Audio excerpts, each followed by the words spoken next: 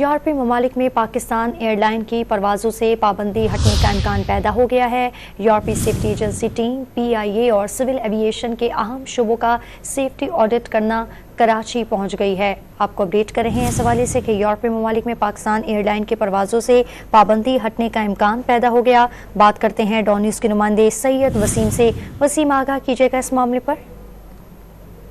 یورپی safety agency کی جو ٹیم ہے وہ کراچی پہنچ گئی ہے۔ ایئرپورٹ پر سول ایویشن حکام نے ان کا استقبال کیا۔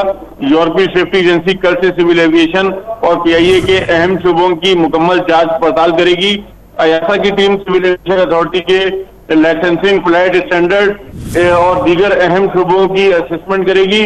یورپی سیفٹی ایجنسی نے جو ہے وہ اس کو یقینی بنانا ہے کہ جو سول ایویشن کے مختلف شعبہ جات ہیں اس کی مکمل سیفٹی آڈٹ کے بعد خیال ظاہر کیا جا رہا ہے کہ جو 2020 سے جو پابندی تھی، جو یورپی اور برطانوی پروازیں پاکستان نہیں آ رہی تھی، وہ جو ہے وہ آنا شروع ہوں گی اور یہ ایک اہم پیش رفت قرار دی جا رہی ہے۔ جی بہت شکریہ آپ کا تفصیلات دینے کے لیے سید وسیم۔